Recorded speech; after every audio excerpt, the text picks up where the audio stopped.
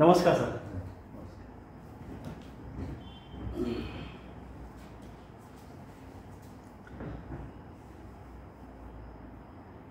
नमस्कार रसिको. आपण भेटलं पाहिजे जी मनस्वी अशी माणसं आहेत ज्यांच्यामध्ये मानवता ओथंबून भरलेली आहे आणि इतरांच्या सुखासाठी जी धडपडतात अशा माणसांना आपण भेटलं पाहिजे. म्हणूनच आज आलो आहे विख्यात ज्येष्ठ सर्जन आणि ज्येष्ठ साहित्यिक म्हणून ज्यांची ओळख आहे आणि माणसातला माणूस, श्रेष्ठ माणूस म्हणून ज्यांची ओळख आहे असे डॉक्टर श्रीहरी गोपाळ नागरगोजे सर. त्यांना आज भेटायचं आहे आपल्याला. भेटूया, दिलखुलास गप्पा मारूया. आपण त्यांच्याच घरी आलो आहोत आणि अतिशय प्रशस्तपणे त्यांचा जीवन प्रवास, त्यांच्या कार्याचा वेध आपल्याला घ्यायचा आहे. ही मुलाखत घेण्याचं प्रयोजन असं आहे, मुख्य म्हणजे गोकुळ अष्टमीचा सरांचा जन्म आहे, ती जवळ आलेली आहे. आणि तेवढंच महत्त्वाचं आणखी एक कारण आहे, म्हणजे स्वामी रामानंद तीर्थ ग्रामीण वैद्यकीय महाविद्यालय व रुग्णालय, या महाविद्यालयाचं आणि रुग्णालयाचं हे सुवर्ण महोत्सवी वर्ष आहे. आणि या महाविद्यालयाच्या रुग्णालयाच्या जडणघडणीमध्ये आणि वाटचालीमध्ये जे महत्त्वाचे शिलेदार आहेत त्यापैकी आहेत आदरणीय नागरगोजे सर. त्यांच्याबद्दलची कृतज्ञता व्यक्त करण्यासाठी सुद्धा ही मुलाखत आपण घेत आहोत. सर, आम्हाला जाणून घ्यायला आवडेल तुमचं मूळ गाव, तुमची कौटुंबिक पार्श्वभूमी याबद्दल आपण सांगावं. माझं जे मूळ गाव आहे ते पाटोदा तालुक्यात आहे, मोठ्याने. रोहतवाडी. हां, अच्छा. माझा जन्म तिथं झाला. जन्म केव्हा झाला आपला? 1943. 1943, गोकुळ अष्टमी. बरं. वडील तुमचे कीर्तनकार होते, प्रवचनकार होते, नेमकं काय? आळंदीच्या वारकरी शिक्षक होते, विद्यार्थी होतेच होते, पण खेडापाडे कीर्तन करणारे एक प्रमुख माणूस जगले ते. अच्छा. त्यांचं शिक्षण कुठं झालं? त्यांचं शिक्षण आळंदीला झालं. आळंदीला वारकरी शिक्षण संस्थेमध्ये. तर त्या संस्थेत मला वाटतं तुमचे आजोबा देखील हो, काळेसाहेब होते. लक्ष्मण राघू काळे, म्हणजे हरिभक्त परायण लक्ष्मण उर्फ बाबू महाराज संगाव. 1929ला होते. आपले वडील 1937ला. आणि तुमच्या वडिलांचे समकालीन त्यावेळेस जवळजवळ गुणी दांडेकर आहे. गुणी दांडेकर प्रसिद्ध साहित्यिक.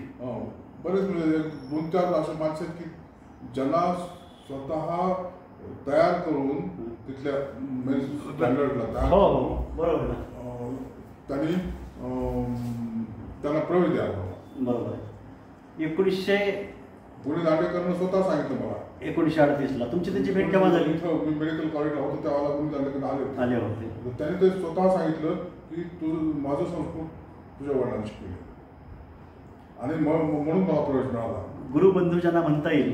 1 वर्षानं सिनियर ज्येष्ठ यांचे वडील, यांच्या वडिलांनी संस्कृत शिकवलं गोणी दांडेकरांना, जे प्रख्यात साहित्यिक आहेत, विद्वान आहेत. त्यांनी स्वतः सांगितलं. आणि ही अमृत महोत्सवाची ही स्मरणिका वारकरी शिक्षण संस्था श्री क्षेत्र आळंदी देवाची 1831 असावं ते 1994 या काळातील वाटचाल यामध्ये आहे.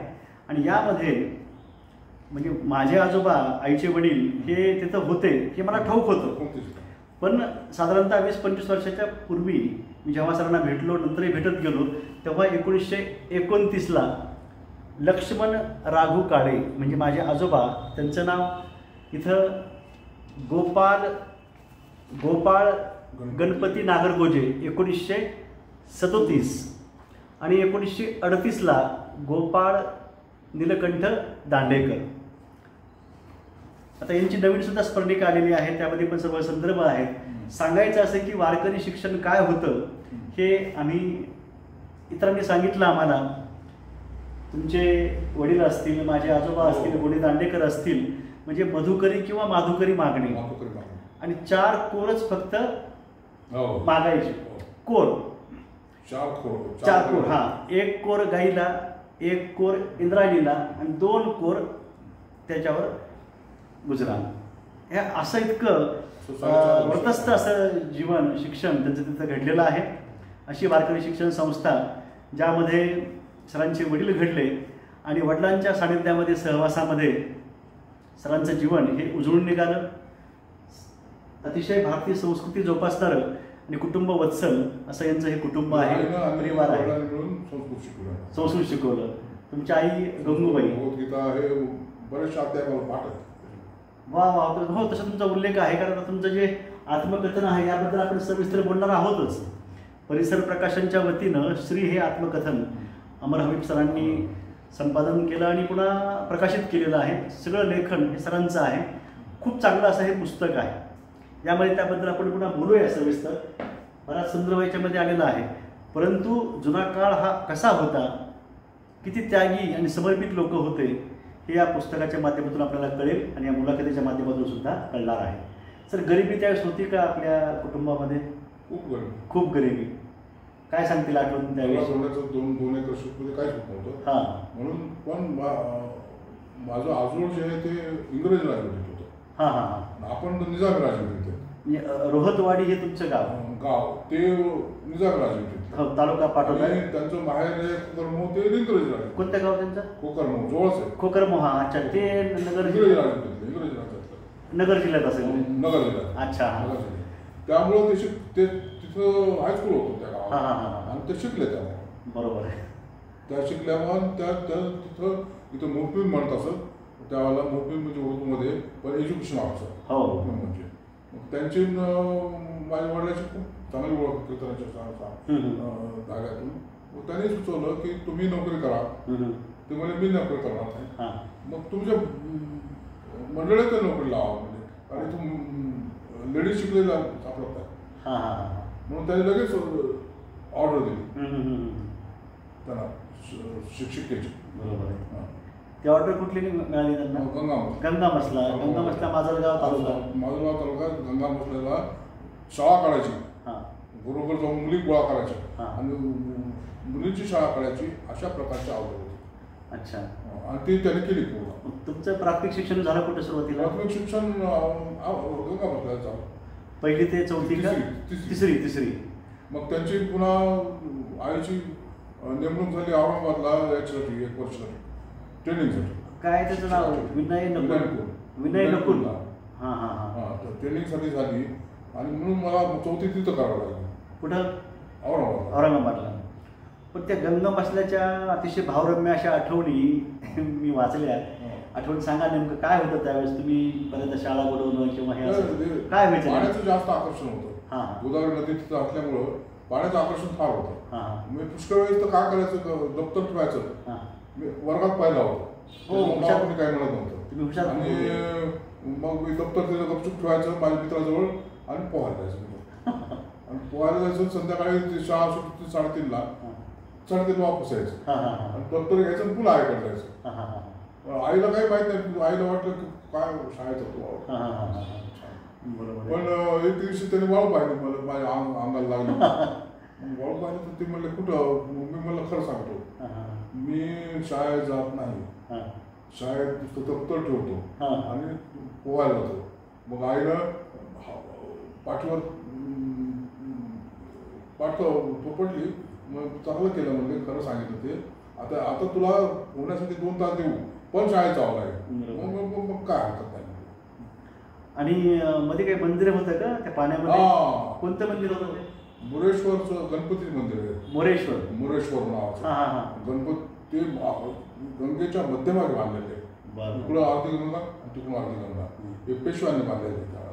आणि खरड्याच्या लढाईत जय झाला याच्या प्रतीक ते बांधले गेलेले ते आहे. पुन्हा इतकं पाऊस, एवढा उदंड पाऊस असायचा की जणू ते बेट वाटावं असं तुम्ही त्याचं वर्णन केलेलं आहे. हो, ते पाण्याखाली जात होतं.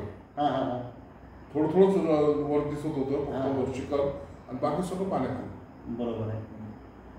त्यावेळेस आम्ही मॅट्रिकला नंतर गेल्यानंतर थोडं मोठं झाल्यानंतर ज्या वेळेला हे पूर्ण भरलं आणि ते शिखर सुद्धा खाली पाण्याखाली गेलं त्यावेळेला उडी टाकली होती. बरं, त्याची आठवण आणखी तिथल्या गुरुजनांची काही आठवण शाळेची? शाळेचं म्हणजे चांगले होते शिक्षक वगैरे होते. माझी आई शिक्षिका असल्यामुळे त्याची सगळ्यांची ओळखच होती. आणि माझा नेहमीच पहिला नंबर असल्यामुळे मला सहज अशी कुणी काय म्हणतच नव्हतं. मी आपल्या इकडं तिकडं असं करायचं, पण बरोबर पहिला नंबर घ्यायचा. पण आईचं शिक्षण होतं त्या. बरोबर, खूप महत्त्वाची गोष्ट आहे. तुम्ही संभाजीनगरला होतात, तुम्ही बहीण भावंडात तुम्ही सगळ्यात मोठे का? हा, सगळ्यात मोठे तुम्ही. तुमच्या पाठी पुन्हा पाठीमाग बहीण आणि तेच माझ्या पाठीमाग. हां, बहिणीचं नाव? बहिणीचं ज्ञानदेवी आहे आणि ती नर्स मिडवाईफ स्टाफ नर्स होती, रिटायर झाली. त्यानंतर भाऊ आहे तर तो इंजिनियर होता, तो रिटायर झाला. त्यांचं नाव? श्रीधर. अच्छा, हां हां, श्रीधर. इंजिनियर पाटबंधारेमध्ये होते का? पाटबंधारे खात्यामध्ये? नाही, MSCB मध्ये होते. अच्छा, त्यांनाही बघितलं नाही. छत्रपती संभाजीनगर सध्या नाव झालं, पण ते असं औरंगाबाद असं ते होतं. आणि तिथं तुम्ही जेव्हा होतात 1 वर्ष, त्यावेळेस तुमचं शिक्षण कुठं झालं नेमकं? रेल्वे स्टेशनची शाळेत झालं. हां, आणि पुण्यात आम्ही राहत होतो. तिथून साधारणतः 2-2.5 किलोमीटरवर रेल्वे स्टेशन आहे. तिथल्या शाळेमध्ये जवळची शाळा तीच होती. आणि तिथं थोडंसं हिंदीचं प्राबल्य होतं. मराठी होतं आणि हिंदीही होतं. त्याच वेळेला इंग्रजी शिकवित होते 4थीलाच. अशा प्रकारची शाळा होती, कारण रेल्वेला मध्ये काम करणारी मुलं तिथं शाळेत. रेल्वे शाळा असं रेल्वे. हां, पैठण गेट पाशी तुम्ही राहत होता, पण ते अंतर जास्त असल्यामुळं तुमची आई रोज पायी चालायची एवढं अंतर? हो, 3-4 किलोमीटर. पण आम्ही मग रोज जागा मिळाली विधानपूरच्या पदमपुरामध्ये. बरं बरं बरं. त्यावेळेसची काय आठवण शाळेचं? म्हणजे आपण अशी की 4थीला असताना मी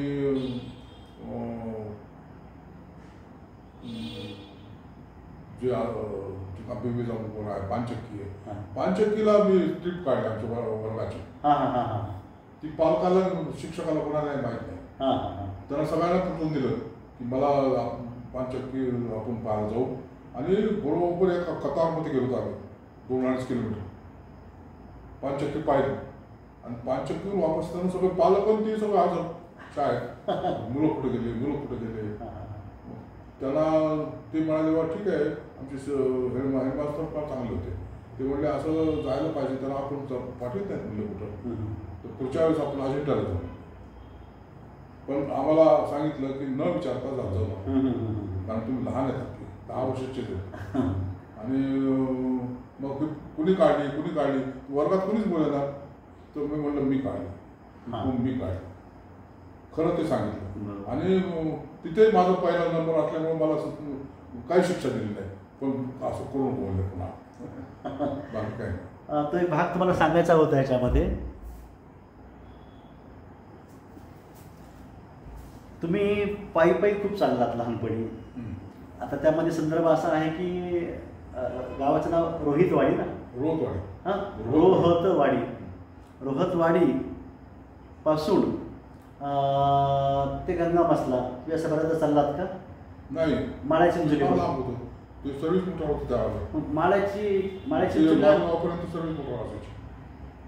नाही, तुमचं कोणी होतं का माळ्याच्या चिंचोलीला? माळ्याची चिंचोली. माझ्या आईची सावत्र आई होत्या, माझी मावशीच. त्यांची बदली पहिल्यांदा माळ्याची चिंचोली झाली आणि माझ्या आईची गंगामसला झाली. म्हणजे तिकडे शिक्षिका होत्या, त्या इकडे शिक्षिका होत्या. सरांनी त्याही शिक्षिका होत्या. कोण? तुमच्या मावशी पण? त्याही शिक्षिका होत्या. त्या शिकलेल्या होत्या. बरोबर आहे. त्यांना शिक्षिका म्हणून घेतलं आणि त्यांना अपॉइंटमेंट दिली माळ्याची. म्हणजे मनाचा मोठेपणा त्या काळात कसा होता, यांच्या आईचे वडील, त्यांचं वय झालं असेल म्हणा, किंवा त्यांचं वय फार झालं होतं. यांच्या आई या वयानं मोठ्या. मग यांच्या आजोबांना असं वाटलं आणि आईलाही वाटलं की मग ह्या जी छोटी बहीण आहे तिच्या लग्नाचं पुन्हा काय मग. त्याच्यामुळं त्यांनी अगोदर छोट्या बहिणीचं लग्न करून दिलं, म्हणजे मावशी. आणि पुन्हा मग यांचं लग्न असं झालेलं आहे. आणि बहिणीसारखं दोघी राहिले आहे. गोष्ट इथं सांगणं आहे. त्यांना बाई असं म्हणायचे मावशींना, आणि तुम्ही आई. त्यांच्या मुलीचा पण उल्लेख याच्यामध्ये आलेला आहे. मावशीच्या काय नाव आहे? त्या आमच्या मीरा का नाही, त्यांच्या मीराबाई होत्या. हां, माझ्यापेक्षा एक 6 महिने मोठ्या होत्या. हां हां हां, बरोबर आहे. मग हा जो भाग आहे, मग तुम्ही बऱ्याचदा महाराष्ट्र चिंचोली, तुमचे वडील तिकडे तुम्हाला भेटायला असायचे गंगा असलेला असल्यामुळं, मग ते पायी पायी तुमचं बरंच. बरोबर आहे. काही नव्हतंच तेव्हा. आणि इकडे तिकडे गेलं तर काय खरं प्रॉब्लेम मिळत होते त्या काळात. 1948ला आपण स्वतंत्र झालो ना. हो हो. आणि त्या काळाचं म्हणजे ते आई ते गेले 1946 जॉईन झाले. हां हां हां. तर त्यामुळं बरेचसे असे काही प्रॉब्लेम यायचे काही रस्त्यानं. बरोबर. म्हणून काय केलं की 8 रस्त्यानं चालत होते. 50-50 किलोमीटर 50-50 मैल चालत होते. मला तर डोक्यावर घेऊन खांद्यावर घेऊन वडिलांनी नेलं 50 किलोमीटर. त्यामध्ये वडिलांचे ते कष्ट आहेतच. यांच्या आईनी त्या शिक्षिका झाल्या आणि गंगा मसल्यामध्ये त्यावेळी हा तो काळ त्यावेळेसचा साधारणतः 1946 जवळपास काळ आहे. म्हणजे त्यावेळेस आई तुमच्या शिक्षिका झालेल्या आहेत. हां, त्यावेळेस शिक्षिका झाल्या. हां हां हां. निजाम गव्हर्नमेंटची ऑर्डर आहे ती, इकडे नाही. अच्छा, बरोबर आहे. हां, निजाम गव्हर्नमेंट होता. आणि गाव म्हणजे घरोघरी जाऊन कुणाच्या शेतवाड्यावर जाऊन हे करून त्यांना मुलींना गोळा करून शाळेमध्ये आणणं. म्हणजे सावित्रीबाई फुले यांच्या आणि महात्मा फुले यांच्या शैक्षणिक कार्याची आठवण व्हावी असा हा सगळा तो प्रसंग त्यामध्ये आहे. तुमचं पुढचं शिक्षण कुठं झालं पुन्हा? मग पाचवीला मी तिथं गेलं. पाचवीला माझ्या आईची बदली झाली अंबाजोगाईला. अंबाजोगाई. हां, मुशीर मंजिल म्हणून प्राथमिक शाळा आहे, गर्ल्स स्कूल. मुशीर मंजिल कुठं आहे नेमकं? गव्हर्नमेंट गर्ल्स स्कूल हायस्कूल समोर, गव्हर्नमेंट समोर होती का? आहे आणखी आहे ती शाळा जी आहे. मुशीर मंजिल नाव आहे. हो, कन्या शाळा. त्या शाळेत बदली झाली आईची शिक्षिका. केव्हा? 1955. 55 ते 55 ते एकच वर्ष राहिले. म्हणजे एकच वर्ष लगेच बदली झाली नांदूरला. नांदूर तालुका केज. अच्छा. मग मला काय करायचं, मला 5वीला ॲडमिशन दिली होती येगुशी शाळेत. मग वसतिगृहात ठेवायचं ठरलं. मग ते कुठे गुरुजी जाधव गुरुजी म्हणले इथं मराठी वसतिगृह आहे, जवळच आहे अगदी स्वामी हॉटेल जवळ, इथं राहा म्हणतो. तिथं काही दिवस राहिलो, पण ती नंतर मोडलं वसतिगृह पूर्ण. मग पुन्हा शंकर महाराज वसतिगृह. शंकर महाराज वसतिगृह. शंकर महाराज वसतिगृह जे आहे अंबाजोगाईच्या आद्यकवी मुकुंदराज सांस्कृतिक सभागृहाच्या पुढील भागामध्ये आपण ज्या अतिशय जुन्या अशा खोल्या अजूनही आहेत तिथं त्या बघतो आपण. ते 1938 साली ते स्थापन झालेलं आहे. तर ते स्थापन कुणी केलं नेमकं? ते 1938 शंकर महाराजांनी त्यांनीच विकत घेतलं, त्यांनी स्थापन केलं. तर शंकर महाराज हे म्हणजे असं हरिभक्त परायण असं व्यक्तिमत्व सगळं. ते म्हणजे आमच्या वडिलांचे स्नेही होते. वडिलांचे स्नेही होते म्हणजे. आणि वंजारी वसतिगृह. बरोबर. त्यांनीच आमच्या वडिलाला याला नेलं, आळंदीला. बघा असा उलगडा होत जातो सगळा. म्हणजे शंकर महाराज हे सांप्रदायिक सगळ्या धर्माचे सगळ्या जातीचे विद्यार्थी होते. अच्छा. वंजारी वसतिगृह जरी असलं तरी पण सगळ्या आडनाव होतं त्यांचं. कोणाचं? शंकर महाराजाचं. शंकर महाराज वंजारी त्यांचं नाव, त्यामुळे ते वंजारी वसतिगृह झालं. पण ते वंजारीच होते. त्यांचं आडनाव वंजारीच होतं आणि ते वंजारीच होते. हो ना. हो. तर ते मुलं तिथं जे निवास तिथं करतायत राहतायत ही वेगवेगळ्या जाती धर्माची त्यावेळेस होती असं तुमचं म्हणणं आहे. हां. आणि इथले जे मोठे मोठे लोक झाले कलेक्टर झाले, कुठं काय काय काय झालं, ते सगळे त्या वसतिगृहाचे विद्यार्थी. बरोबर आहे. त्यावेळेस माझे रूममेट आहेत बरेचसे, ते सगळे मराठा आहेत. एखादं 4-5 नावं काही कुठली समजा सांगा. आता डॉक्टर बी डी जाधव हे रिटायर्ड पुण्याला आहेत आता. अच्छा. ते पारनांदूरचे मराठा आहेत. ते सिव्हिल सर्जन होते बीडला उदाहरणार्थ. असे बरेचसे लोक, आयुक्त वगैरे आयुक्त कलेक्टर असे खूप लोक आहेत अनेक जातीचे. युवन लबानी मराठा, त्यानंतर सगळ्या बाकीच्या तर जाती होत्याच होत्या, पण त्याच्यात ब्राह्मण सुद्धा होते काही. राहायला जागाच होती. तर ते त्याची एक स्मरणिका त्याची काढायला हवी. स्मरणिका निघाली काही कधी वंजारी वसतिगृहाची? नाही. स्मरणिका त्याची निघायला पाहिजे म्हटलं, विशेष आहे. स्मरणिका नाही निघाली आणखी, परंतु त्याच्याबद्दल माहिती पत्रक वगैरे निघा केलेलं तयार. बरोबर आहे.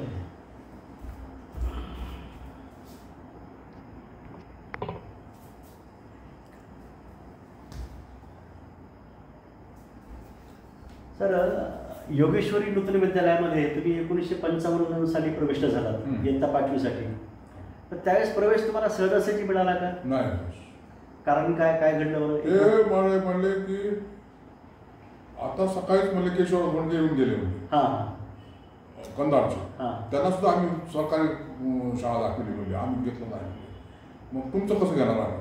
आमच्याकडं कसं आहे म्हणले की आमच्याकडे विद्यार्थी घेतल्यानंतर आमची गुणवत्ता कमी होईल असं आम्हाला वाटतं म्हणजे जातं. आणि मग मी खूप वेळ झाला, 3-4 तास आपण बसून ठेवलं, पुन्हा बोलीला बोलीनंतर मग ते मी त्या टेबल उंच होतं ते वर नुसतं दिसत होतं एकनाथराव गुरुजी हेडमास्टर मुख्याध्यापक होते. मुख्याध्यापक होते.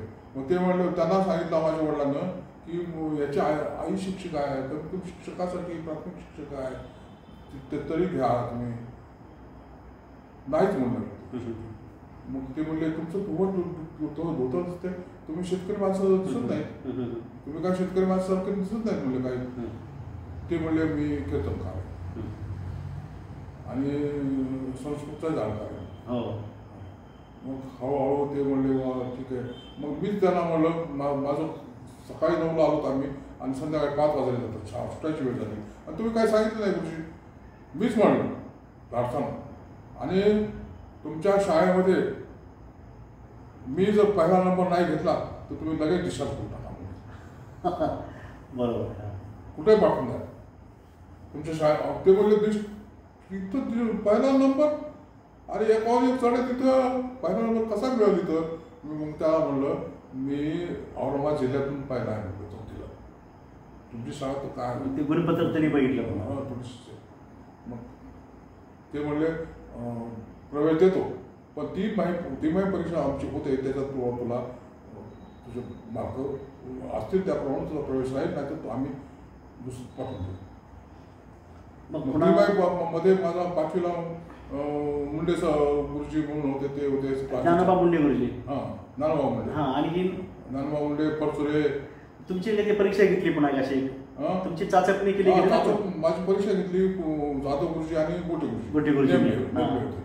तर जाधव गुरुजी नेमले, गोटे गुरुजीला दोघांनाही सांगितलं मी, तुम्ही माझी परीक्षा घेऊ शकत नाही. त्याचं कारण असं की तुम्ही इंग्रजीची घेणार, ते म्हणले इंग्रजी, हिंदी,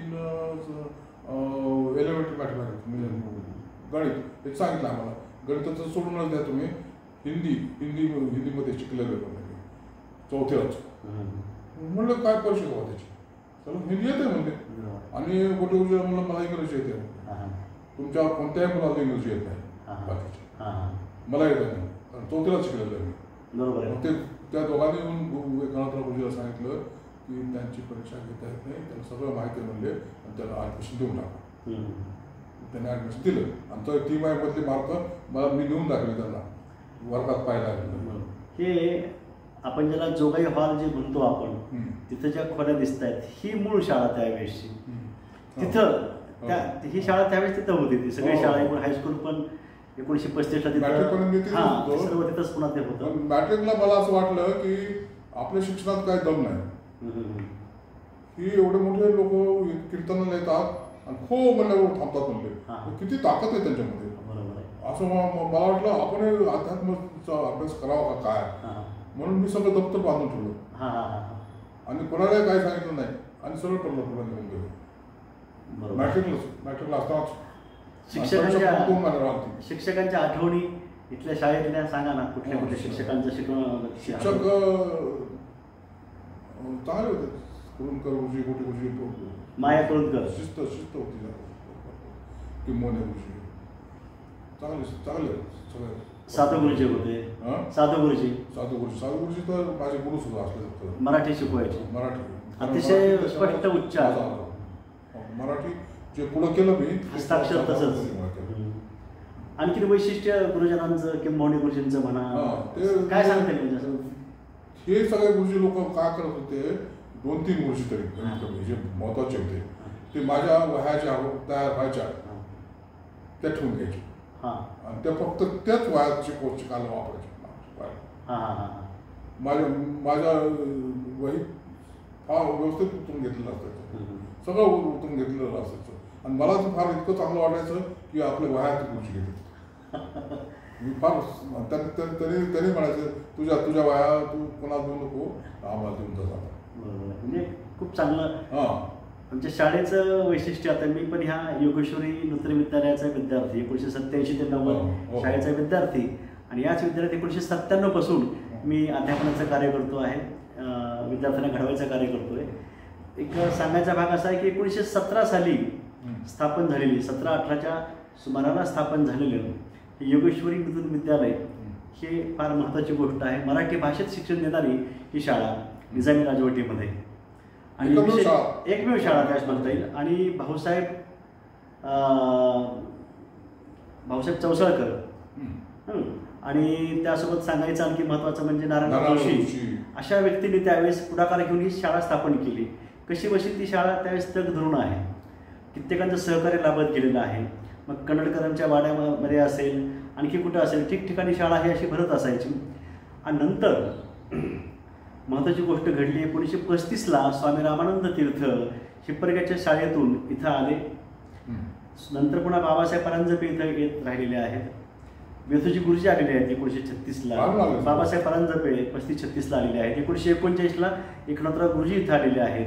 आणि जवळपास हिप्परग्याचे बरेच शिक्षक पुन्हा इथं येत राहिलेले आहेत. हिप्परगा म्हणजे तालुका तुळजापूर, तिथून इतर भागात सुद्धा येत राहिले. म्हणजे हैदराबाद मुक्तीसंग्रामाचं आद्य क्रांतीपीठ हिप्परगा आणि त्यासोबतच आमची शाळा, जिथून क्रांतिकारकांची पिढी ही तयार झालेली आहे.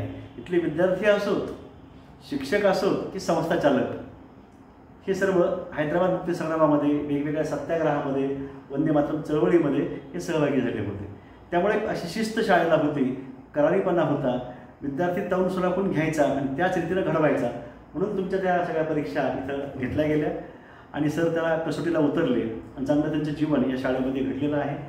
स्वामीजींना बघितलं आपण, स्वामीजींना खूप त्यांचे भाषण ऐकले, स्वामीजींचे खूप दोघा आहोत त्यांचे भाषण, ते आले की त्यांचं भाषण असायचं. इंग्रजीमध्ये बोलायचे का? इंग्रजी मराठी नाही, मराठीमध्ये पण बोलायचे, उत्तम बोलायचे मराठी. ते मूळ कर्नाटक ते, हो, पण ते मराठी उत्तम बोलत होते की ते ओळखू देखील येत नव्हतं.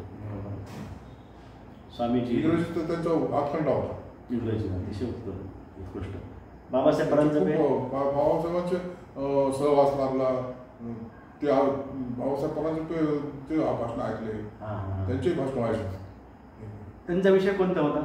बाबासाहेब परांजपे गुरुजी त्यांचं राष्ट्रीय याच्यावर बोलायचं जास्त करून येते,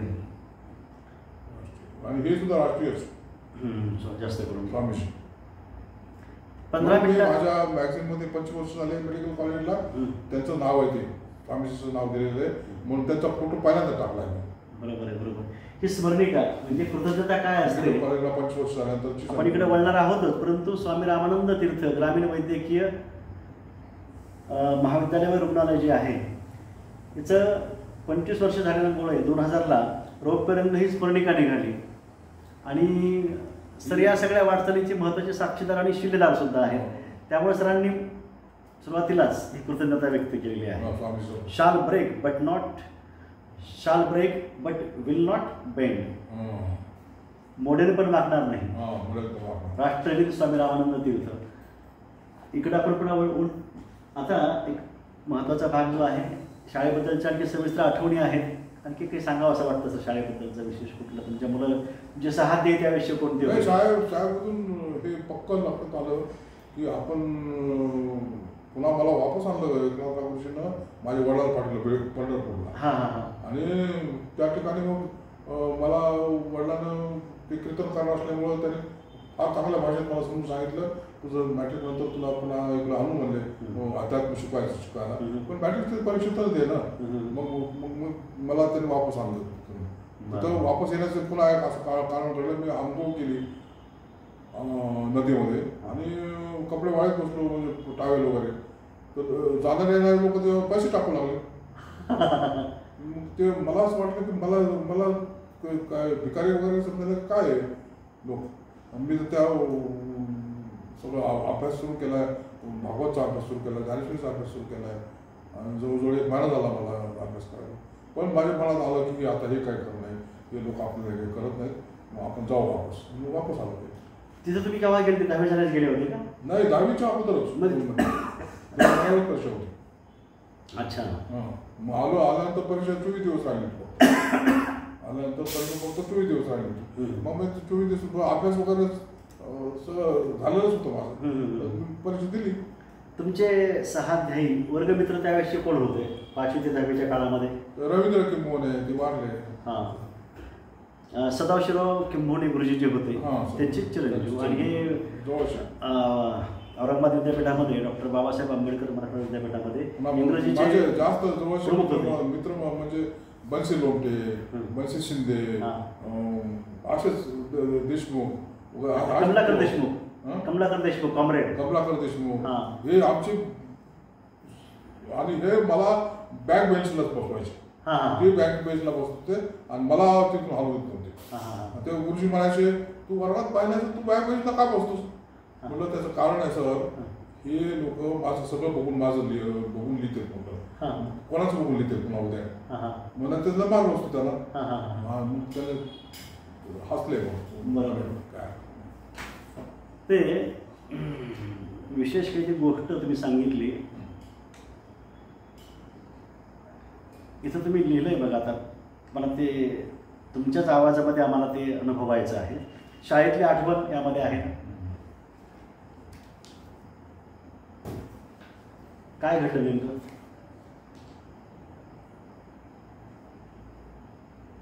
हा माझ्या प्रवेशाच्या बाबतीतला तर ते माझ्या वडिलाचं धुवट होतं वगैरे बघून त्यांना असं वाटलं की काय तुम्ही करता? तर ते म्हणले मी वारकरी शिक्षण संस्थेत खेळलोय. आपण खूप विनवणी केल्यानंतर मग गुरुजी म्हणाले, प्रत्येक पालकाला आपला मुलगा हुशार आहे असं वाटत असतं आणि त्यामुळे आम्हाला घेता येत नाही. आणि बाहेरून आलेली मुलं आमच्या गुणवत्ता यादी चमकत नाही तर आमची गुणवत्ता यादी कमी होते. मग बापूने माझ्या पहिल्या नंबरची माहिती दिल्यानंतर त्यांनी 4थी बोर्डाचे पाहण्यासाठी गुणपत्रिका मागितली. तोपर्यंत गुणपत्रिका पाहिली नव्हती. मला दुपारी सरासरी 90% गुण होते. गुणपत्रिका पाठवून आश्चर्य नाही त्यांनी माझ्याकडे पाहिले. तरीही सरळ प्रवेश नाहीच. तिथे मग परीक्षा द्यावी लागेल म्हणले. मग ठीक आहे, मग माझी टेस्ट घेण्याची जबाबदारी मोठे गुरुजी व साधू गुरुजी व जाधव गुरुजी यांच्यावर टाकली. मी कोणतीही परीक्षा द्यायला तयार होतो. टेस्ट देण्यासाठी जो काय हॉलमध्ये नेले, माझी वही मागितली, माझी वही पाहिली, माझे अक्षर चांगले होते, मला इंग्रजीची ओळख होती, हिंदी येत होते. औरंगाबाद शाळेतून 4थी इंग्रजी व हिंदी हे विषय शिकवले जात होते 4थीला. युगोश्रीला मात्र ती 5वीपासून होती. मग काय व्हॉट इज युअर नेम? मग मी लगेच उत्तर दिले, माय नेम इज श्रीहरी असे ताडपण दिले उत्तर. मग गुरुजी खुश झाले. ते इंग्रजीचे असल्यामुळे त्यांना बरं वाटलं. मग मग माझ्या वडिलांना विचारलं, तुमचं शिक्षण कुठपर्यंत झालं? 7वीपर्यंत झालं म्हणजे.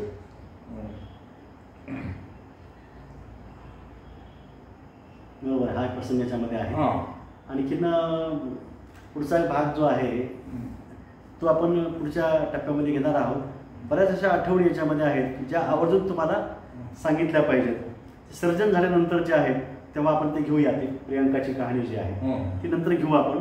आता पुढचा जो भाग आहे आपल्या या काळामध्ये तुम्ही कुठले विद्वान जे इतर मोठ्या शहरातून महानगरातून आपल्या शाळेमध्ये संस्थेमध्ये आले त्यांची तुम्ही भाषणं अनुभवली, असं काही घडलं का त्यावेळेस? साधारणतः आठवण काही?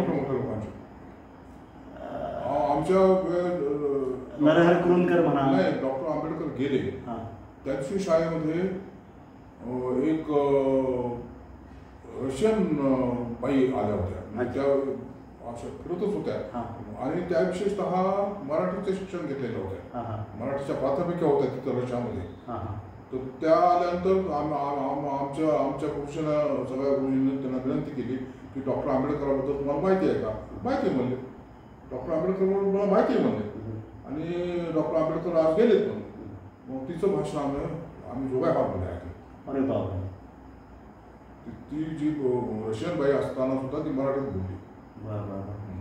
ते आम्ही मराठीत ऐकलं, त्या दिवशी ऐकलेले ते भाषण. असे मोठे मोठे रामचेवाळकर, असे कुरुंदकर असे भाषण व्हायचे नेहमी जोगाय हॉलमध्ये. आणि त्यांची भाषण त्याच वेळेला ऐकण्यात झाले. माझी ओळख झाली त्यांची डायरेक्ट. माझी डायरेक्ट ओळख होती त्यांची. बरोबर आहे. म्हणून मी मराठवाडा साहित्य परिषद औरंगाबाद जी पूर्ण डिव्हिजन असते त्याला निवडून आलो होतो. आणि त्यावेळेला कुरुंदकर अध्यक्ष होते आणि मी होतो डायरेक्टर. बरं.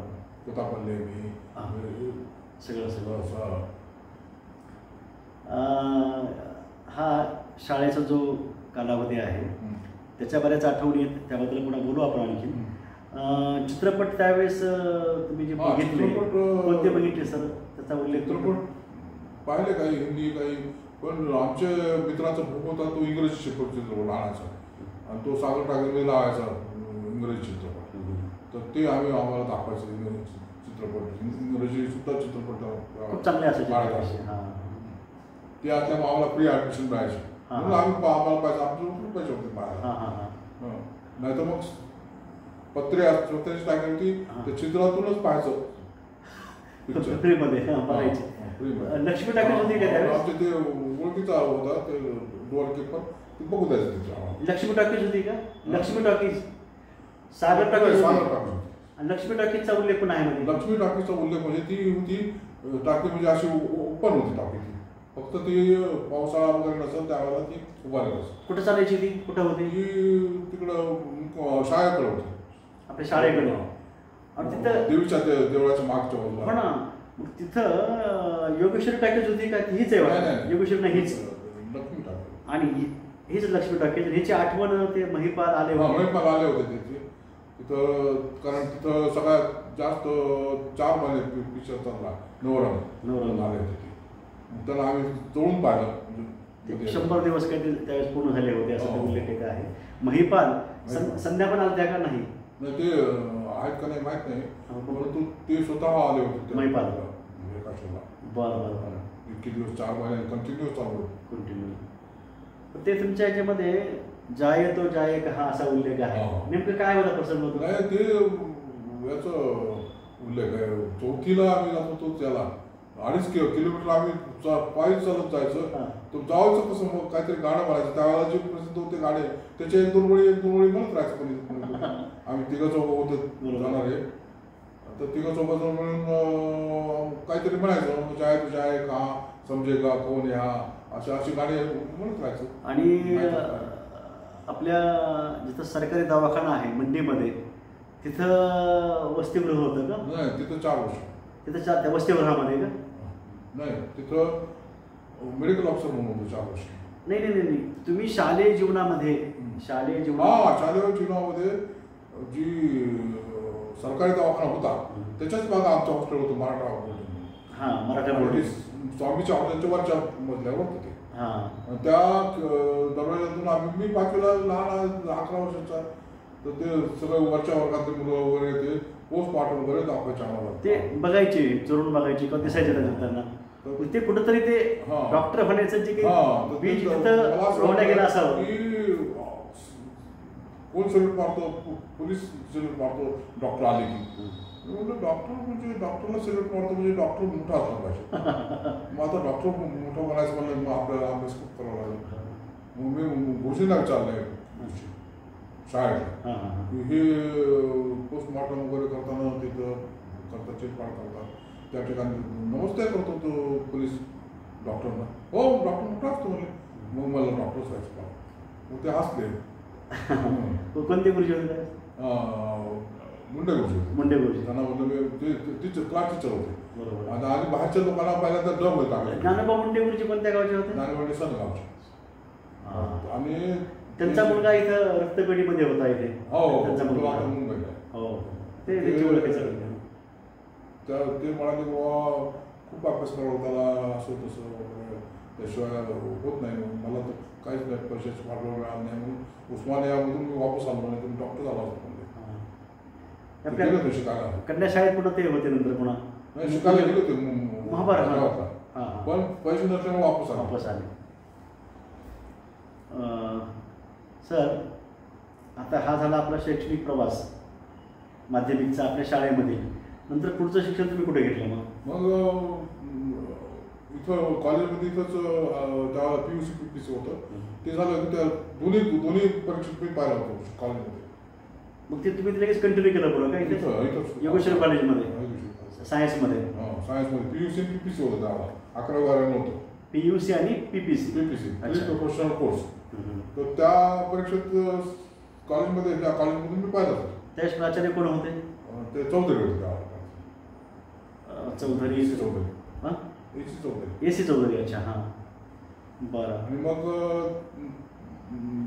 जवळजवळ सगळ्या विषयामध्ये मी पाहिला होता. इथं पहिला तर होतं सगळं, पण सगळ्या विषयात सुद्धा पाहिलं. नक्की मला मेडिकल ॲडमिशन मिळाली इझिली, तर पहिल्याच दिवसमध्ये मिळाली. मग मेडिकल ॲडमिशन मिळालं तर मी MBBS औरंगाबादला केलं. मग तिथून मग MBBS व्हायच्या अगोदर 2 वर्षांनाच माझं लग्न झालं. MBBS कुठल्या कॉलेजला केलं? Government medical college. पण सेकंड MBBSच्या 1.5 वर्ष असते. 1.5 वर्ष पुढे राहिलो होतो फायनल MBBS. माझ्या वडिलांना लग्नपत्रिका जाऊन दिली. मला काही माहिती नाही. मग मी म्हटलं तुम्ही जे म्हणता ते काय करता आहे, मी विरुद्ध झाला. माझ्या वडिलांना जे केलं ते मान्य, आई वडिलांना दोघांनी केलं मान्य. ते म्हणले याच्यामुळं की आपण मागासवर्गीय आणि आपले जो पैसे नाही. मग हे पाहुणे काय म्हणले, तुला 2 दिवसात 2 ड्रेस वर्षाला 3 वर्ष माझे व्हायचे 3 ड्रेस, तर ते 2 ड्रेस करत जाऊ आणि पैसे पिपरी जाऊ. तितक्या याच्यावर आमचं लग्न ठरलं. तेवढ्याच पैशावर म्हणजे मग ते तुम्हाला नाही बोलले माझं बाकीचं होईल कसं तरी. पण मी नंतर काय केलं की लग्न झाल्यानंतर 1 वर्षानंतर मी असं म्हणलं की मी 1 वर्ष म्हणजे मॅट्रिकला होते. मॅट्रिक तर होऊ दिलं या विषयामध्ये. आणि मग झाल्यानंतर मग मी म्हटलं मी माझा भाऊ, बहीण, बायको आणि मी 4 जण खोली करणार.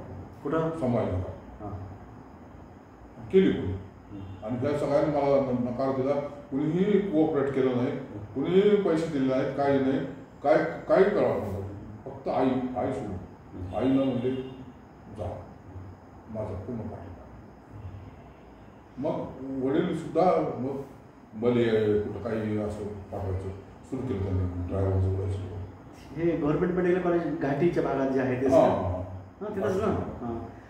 त्यावेळेसचे शिकवणार तुमचे गुरुजन कोण होते विशेष? त्यावेळेला ते डॉक्टर मारवा, डॉक्टर भागवत. मारवा आलं का? मारवा. अच्छा. हे सगळे बाहेरचे लोक होते. आणखी कोण म्हणले? पुण्याचे, पंजाबचे, शर्मा. हा, मोठे लोक होते. जागतिक पुस्तकात नाव आहे त्यांची. हो. आणि इकडे कोण होते आपल्या योगेश्वरी कॉलेजला? AC चौधरी होते. त्यानंतर तुमचे पांडे मॅडम होत्या. बरं. हां. पांडे मॅडम. त्यावेळेस स्नेहसंमेलन होत असायचं का कॉलेजमध्ये? स्नेहसंमेलन.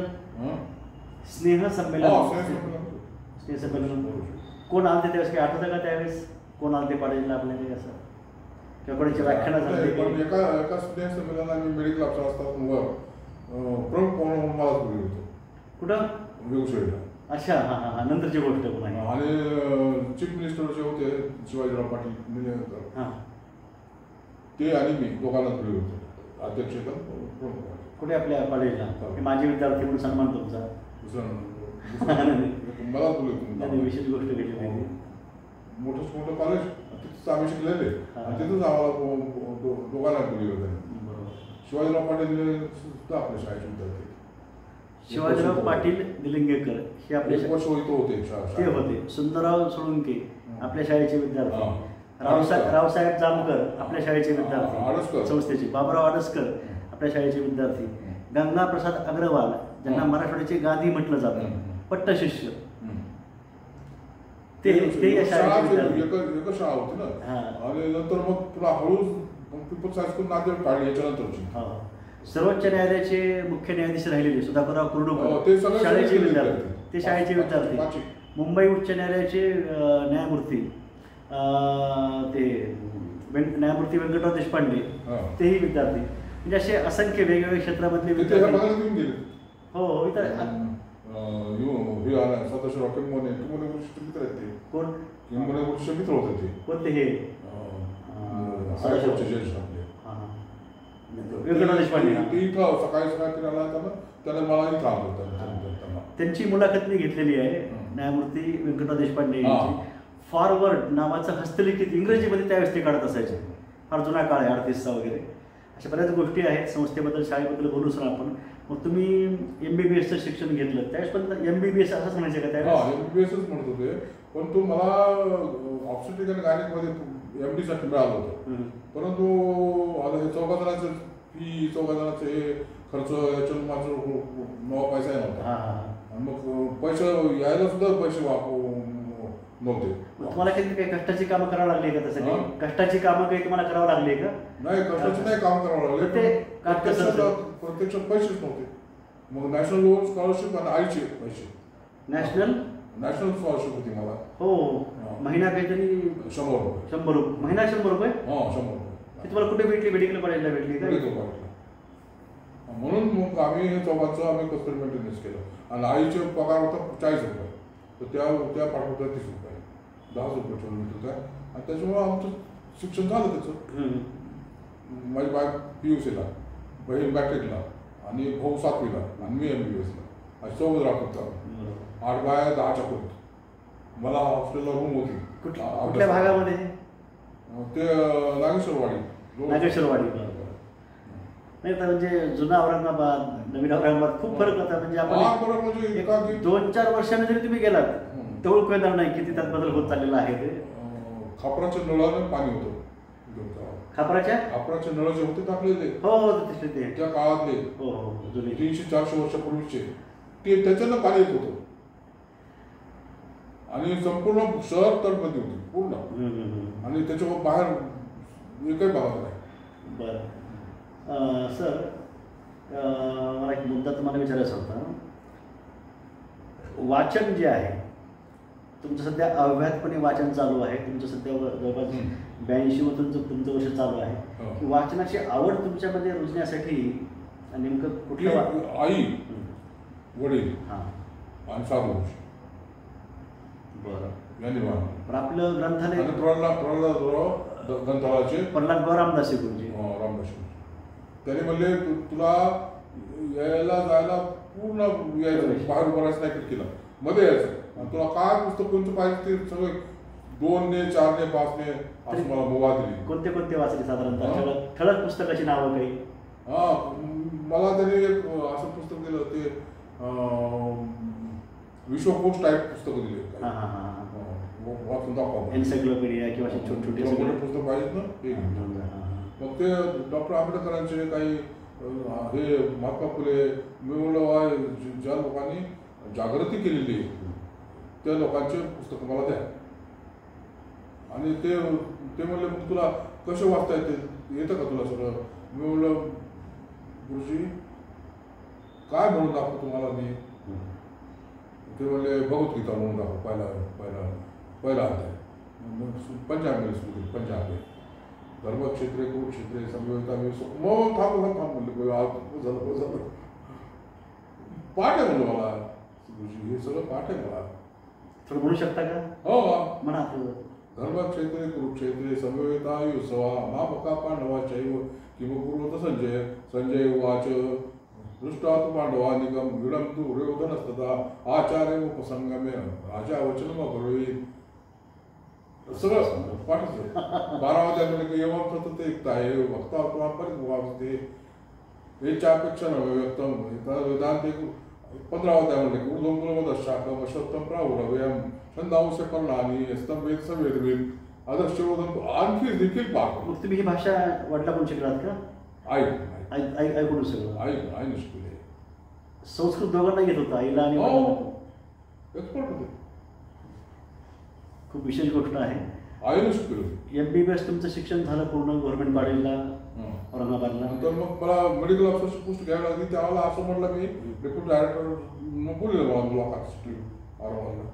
मग म्हणलं मला दवाखाना सगळा नकाशा दाखवला कुठं हे रिकामे कोणतं पाहिजे म्हणजे तुम्हाला. बरोबर. मी म्हणलं मला असं सेंटर द्या जे कुणीही मागितलं नाही, नको म्हणले. आणि मराठवाड्यातलं सगळ्यात डिफिकल्ट सेंटर जे असेल, सगळ्यात डिफिकल्ट, ते म्हणले जायला सुद्धा रस्ता नाही, चालेल जायला पूर्ण जावं लागते, जाईन म्हणतं. आणि मी ते गेले आणि मी 1 वर्ष तिथं राहिलो. कुठे कुठे 1 वर्ष? पेठवड नांदेड जिल्ह्यात कंधार. पेठवड शंकरराव धोंडगेचा एरिया आहे. प्रियंकाची कहाणी कुठली आहे? प्रियंकाची लातूरची. ते म्हणजे तिलारीचा भूकंप झाला होता ना, त्यावेळेस. म्हणजे तुम्ही सुरतला लागला ते पेठवडला लागला, तिथे किती वर्ष होतात? तिथं 1 वर्ष. 1 वर्ष. नंतर घाटनांदूर आलं 8 वर्ष. कुठं? घाटनांदूर आपलं इथलं 8 वर्ष. हा. पद कोणतं? जिल्हा नाही. नंतर मेडिकल कॉलेज. पद त्या तुमच्या का? वैद्यकीय अधिकारी, मेडिकल ऑफिसर. तिथला अनुभव काही सांगता? पुन्हा इकडे होता. इथं पब्लिक हेल्थचं पोस्ट होतं 14, त्याच्यात आवडतं. तुमची ही अपॉइंटमेंट जी आहे, तुम्ही केव्हा तुमचं डॉक्टर म्हणून तुमची सेवा सुरू केव्हा झाली साधारणतः? डॉक्टर म्हणून तुमची सेवा सुरू केव्हा झाली? 28 जुलै 1969. पेठवडची काय आठवण तिथल्या लोकांची? म्हणजे आदिवासी भाग आहे का? तरी जे आदिवासी लोकांची संख्या असतो ती, आजूबाजूला जंगल होतं सगळं, लोक फार चांगले. आणि दवाखान्यामध्ये कोणीच उघडत नव्हते. पुन्हा एकदा बंद केला 5 वाजता की दुसऱ्या दिवशी सकाळी 10 वाजता उघडायचं. कुलपच डायरेक्ट. कारण तिथं जे क्वार्टर बांधले होते गावाच्या बाहेर होतं, ते तिथं साप निघायचे मोठी 10 फुटाचे. तिथं तुम्ही सोबत होते का? दोघे तिथं राहायला गेला सर तुम्ही? मग नाही, मीच गेलो होतो. पत्नी मग त्यावेळेस? बायको आणि मुलगी झाली होती मला. मला मेडिकलला असतानाच मुलगी झाली ना. हो बरोबर आहे. म्हणजे माझी इंटर्नशिप चालू होती त्यावेळेस मुलगी झाली. तुमचे सासरे जे आहेत यादवराव कराड वांदरीचे, हे स्वातंत्र्य सैनिक? अच्छा. आणि सासूबाईंचं नाव? सासूबाईंचं तुमच्या नाव? रंभाबाई. अच्छा. त्यांच्या जिवंत झाले. वा वा वा. सासरे केले. त्यांचे वय आता 96 आहे, जिवंत. आपण नंतरच्या व्हिडिओत पण ते बघणार आहोत. सगळ्यांचे फोटो असे मोठे करून अतिशय त्यांनी उत्कृष्टरित्या तिथे लावलेले आहेत त्यांच्या रूपमध्ये. ते पुन्हा बघूया. म्हणजे कृतज्ञता कशी व्यक्त करावी ते सांगतो आहे. त्यांचे जे कागदपत्र, स्वातंत्र्य सैनिक म्हणून त्यांना जे प्रमाणपत्र दिलं गेलं वसंतराव नाईक यांच्या हस्ते, ते प्रमाणपत्रसुद्धा सरांनी तर व्यवस्थित असं लावून ठेवलेलं आहे. तुमच्या पत्नीबद्दल तुम्ही काय सांगाल? ते खेळाडू होते. खेळामध्ये योगेश्वरी शाळेत ते पहिल्या क्रमांकानं पास झालेले. योगेश्वरी शाळेमध्ये? अच्छा. मग त्याच्यात ते प्रथमच होते आणि मॅट्रिक पास तिथून झालं. आणि मग मी याला गेलो औरंगाबादला. तिथं मग PUC मध्ये राहतो, सर्वसिद्ध विमानमध्ये. मध्ये PUC तिथंच झालं त्यांचं. आणि फर्स्ट इयरला पुन्हा इथं आलो होता. पुन्हा एक गोष्टी घातला फर्स्ट इयरला. हे माझ्या सावत राहायचं. यमुनाबाई गोपाळराव नागरगोजे, जरा बाई असं म्हणत, पुन्हा डॉक्टर नागरगोजे सर आणि त्यांच्या पत्नी. पहिला नंबर. हा फोटो यांच्या आईवडिलांचा फोटो आहे. आईवडिलांचा. बरोबर आहे. हे गंगा बसल्याचं का? गंगा बसला नाही, हे असं घेतलं रे सर? घेतलेलं. पण मला पाणी आणि वैशिष्ट्यपूर्ण गोष्ट म्हणजे पुस्तक आणि पेशंट आणि पाणी, तीनचं फारच आकर्षण समजा. बरोबर आहे. यादवराव कराड स्वातंत्र्य सैनिक, सरांचे सासरे आणि सासूबाई त्यांचा फोटो आणि बरेच काही याच्यामध्ये आहे. पुन्हा सविस्तर या पुस्तकाबद्दल आपल्याला बोलायचं आहे. आपल्या शाळेतलेही शाळेतले फोटो इथं आहेत. योगेश्वरी शाळेतले, मेडिकलचे आहेत, त्यांचे स्नेही सहकारी, सर्व यांच्याबाबतचे फोटो आणि माहिती पण याच्यामध्ये आहे. मग तुम्ही पेठवड्याच्या नंतर आलात घाटनांदूरला, तिथला अनुभव काय सांगाल? तिथं मी पॉप्युलर डॉक्टर होतो, सर्जन होतो चांगला. ट्युबॅक्टमीचं रेकॉर्ड वेट केले. पुन्हा नंतर सराचे पारितोषिक 4-5 मिळाले. महाराष्ट्रात पहिला आणलं ना घाटनांदूर. बीड जिल्ह्यात नाही, महाराष्ट्रात पहिला आणलं. आणि मग मेडिकल कॉलेजला 7.5 वर्षानंतर. 7 वर्ष तिथेच काढले. तुम्ही तिथेही तुम्ही कार्य केलेलं आहे आणि नंतरही तुम्ही कार्य केलं. आता काय फरक काय वाटतो सध्या? नाही, मोठ्या ह्याच्यात गेले तर आणखी जास्त करायला मिळेल या दृष्टिकोनातून मी काढून पर्यंत आलो. जिथं आणखी काय करा तिथं फार इंटरव्ह्यूला सेंटर असल्यामुळं जास्त करता येतो. तरी मी इंटरव्ह्यू केलं, दवाखाना सुरू केला, त्यानंतर लाईट संध्याकाळच्या लागतील असं केलं, ड्युट्या करायला लावल्या, कॅम्प्स घेतले, ऑपरेशन सुरू केले. पिढी जी आहे ती समर्पित डॉक्टरची पिढी ती तुम्ही अनुभवलेली आहे. तुम्ही जसं निवृत्त होत आता समर्पित डॉक्टरची पिढी आहे असं म्हणतात नाही. तसं तुमचं मत काय की जे सरकारी नोकरीमध्ये डॉक्टर्स आहेत ते आपल्या त्यांना खाजगी प्रॅक्टिस त्याला करू द्यावी का? काय मत आहे? सरकारी नोकरीमध्ये डॉक्टर आहेत ते म्हणतं काही HRA म्हणजे काय घर भाडं काही देतात म्हणजे घर भाडं नाही, घर भाडं तर मिळतं ना, महागाई भत्ता घेत नाही NPA म्हणजे नॉन प्रॅक्टिसिंग आवर्स. ती प्रॅक्टिस करण्याची परवानगी नसताना ते प्रॅक्टिस करतात. त्यांना प्रॅक्टिस अलाउन्स आहे. अच्छा, प्रॅक्टिस अलाउन्स आहे, ते प्रॅक्टिस करतात. घाट नंतर NPA नाही ब्रिजिंगला, फक्त एकच सेंटर आहे ज्याला NPA नाही त्यांना अलाउड आहे प्रॅक्टिस, अलाउड होतं प्रॅक्टिस. तुमचं म्हणणं काय की नाही ठीक आहे समजा अलाउड किंवा त्यांना प्रॅक्टिस अलाउड केलेली चांगली, कारण NPA चालला गव्हर्नमेंटचा पुन्हा प्रॅक्टिस करतात ते. नाही पण सरकारी जसं आता एखादा प्राध्यापक आहे तो शिकवतो आहे, तो ट्युशन घेऊ शकत नाही एक असा. मग डॉक्टर सरकारी दवाखान्यात तर 5 पैसे देऊ लागले. ह्या ज्या दवाखान्यात आपल्याला बोलायचं आहे अतिशय उत्कृष्ट आणि चांगला दवाखाना आहे होता, कालांतराने त्यामध्ये बदल होत राहतो. पण मला हे म्हणायचं आहे की कॉन्सन्ट्रेशन कशाकडे राहील? सरकारी पेमेंट तर चालूच आहे ना, खाजगीमध्ये अधिक कमाई होते आहे, मग तिकडं जास्त कॉन्सन्ट्रेशन की मुलगा शिकवणीला आला पाहिजे, मग थोडंसं शिकवताना थोडंसं कमी जास्त शिकवायचं शाळेमध्ये किंवा कॉलेजमध्ये, आणि तो शिकवणीकडे आला पाहिजे अशी कुठली मानसिकता. मग काहीतरी डायग्नोसिस करायचं आहे, म्हणजे तर माझं असं आहे. परिणाम असं झाला आहे की MBBS हे प्राथमिक शिक्षण झालं होता आणि MBBSच्या पुढं त्याची परीक्षा असते, त्याची परीक्षा पास होऊन 4 वेळेस परीक्षा पास होत नाही, तो पण त्याचे हाल सोडत नाही तर ते पुढं शिकतातच, त्याशिवाय त्यांना काय वेळ नाही. आता नाही, लोकांचं मत असं आहे किंवा सरकारी आता आपल्या बोलण्याला काही फरक पडणार नाही आहे, तो फरक पडावा हे आमचं म्हणणं नाही आहे. रुग्णसेवेची रुग्णांची हेळसांड नको व्हायला, कुठली वाईट घटना कुठली घडायला नको का, तशा घटना घडू लागल्या आहेत, घडत आहेत की डॉक्टर तिथं वेळेवर हजर नाही आहे, अशा गोष्टी होत आहेत. तर मग हे तुमचं म्हणणं काय की परवानगी नसावी असं वाटतं? परवानगी जर नाही, परवानगी जर दिली तर देऊन टाका सगळ्यांना परवानगी, जशी बंगालमध्ये इकडे तिकडे दिली. ते नाहीतरी प्रॅक्टिस करतातच, परवानगी द्या ना, त्याच्यापेक्षा तेवढा पैसा वाचल ना गव्हर्नमेंटचा. NPA खूप असतो. नाही, मग त्यांना सरकारी नोकरी त्यांना ठेवायचं का नाही? सरकारी नोकरी ठेवायचं, त्याला प्रॅक्टिस अलाव करायचं आणि NPA द्यायचं नाही. काय द्यायचं नाही?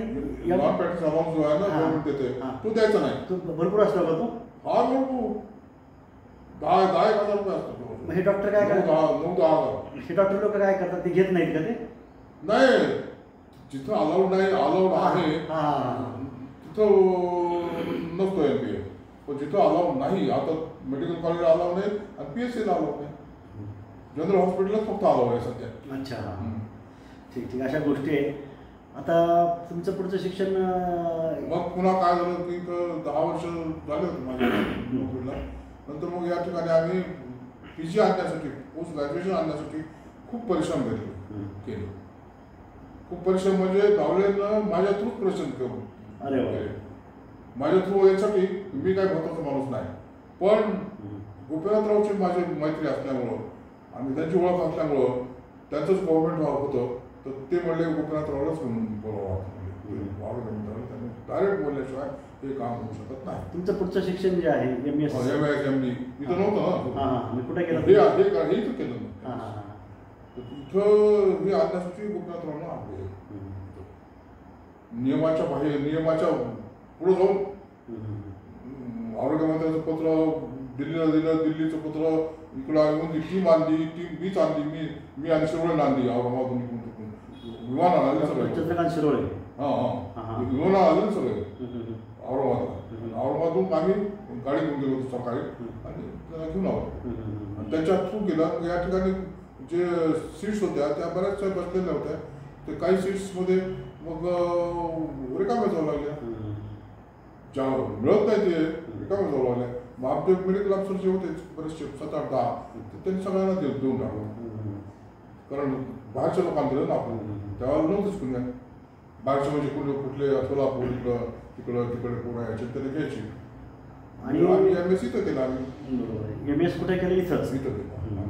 हा केव्हाची गोष्ट आहे ही? साधारणतः माझी सर्व्हिस 10 वर्षानंतरची गोष्ट लागलं. अच्छा. हां. 1975ला इथं मुख्यमंत्री शंकरराव चव्हाण, वसंतराव नाईक, राज्यमंत्री प्रतिभाताई पाटील यानंतर राष्ट्रपती झाल्या, यांच्या प्रमुख उपस्थितीमध्ये इथं स्वामी रामानंद तीर्थ ग्रामीण वैद्यकीय महाविद्यालय व रुग्णालय हे इथं स्थापन झालं, नामकरण झालं. पण सरांचं म्हणणं आहे की त्याच्या आधीसुद्धा इथं government chest and general hospital इथं होतं. 300 बेडचं होतं. अधिक सविस्तर आपल्याला याबाबत आपल्याला जाणून घ्यायचं आहे. पुढील सत्रामध्ये आपण भरभरून प्रतिसाद वेगवेगळ्या साहित्यिक, कलावंत, विचारवंत, समाजसुधारक, समाजसेवक यांना आपण देत आहात. स्थल महात्म्य, व्यक्ती महात्म्य हे सगळं महत्त्वाचं असतं. आपल्याला विनंती आहे की आपण पुढचा भागसुद्धा एवढाच आपण तन्मयतेनं अनुभवायचा आहे. आपण पुढील सत्रामध्ये सर तुमचं जे आत्मकथन आहे त्याबद्दलही बोलू आपण. जे पुस्तक डॉक्टर श्रीहरी नादरगोजे हे आत्मकथन. सरांची भाषा इतकी उत्कृष्ट भाषा आहे, सहज, अतिशय सोपी भाषा आहे आणि उगवती भाषा. त्यामुळे हे आत्मकथन याबद्दल मी सांगेन. आज मी काय केलं माहिती आहे, आम्हाला पूरक वाचन, मी 8वी 9वी 10वीला सध्या मराठी शिकवतो आहे. पूरक वाचनामध्ये वेगवेगळे साहित्य प्रकार जे आहेत त्यातल्या निवडक पुस्तकामध्ये या पुस्तकाचा आम्ही समाविष्ट केला आमच्या मराठी विभागानं. आणि या पुस्तकाबाबतचं वाचन मुलांनी केलं. ते वाचन मुलांना आवडलं. सुरुवातीला यातली काही प्रकरणं मी स्वतः वाचली, ती मुलांना आवडली आणि त्याच टोनिंगमध्ये किंवा त्यांच्या शैलीमध्ये मुलं वाचत राहिली. यातला बराचसा भाग हा मुलांनी अनुभवला. आमच्या शाळेचे माजी विद्यार्थी जे प्रख्यात सर्जन झाले त्याचा अभिमान आमच्या विद्यार्थ्यांना वाटला, सहकाऱ्यांना वाटला. असं हे पुस्तक अमर हबीब यांनी परिसर प्रकाशनच्या वतीनं प्रकाशित केलेलं आहे. हे पुस्तक आपण आवर्जून वाचावं. यातले आणखी काही महत्त्वाचा जो भाग आहे तो आपण पुढच्या सत्रामध्ये बघणार आहोत.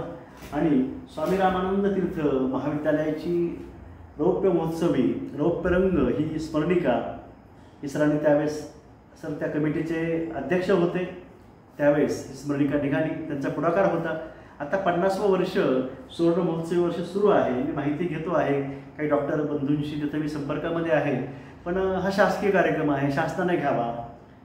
मग ते शासनाने घ्यावा का महाविद्यालय रुग्णालयानं यामध्ये पुढाकार घ्यावा प्रशासनानं, त्याबद्दलही आपण सविस्तर पुढच्या मुलाखतीमध्ये आपण भेटू. तोपर्यंत नमस्कार.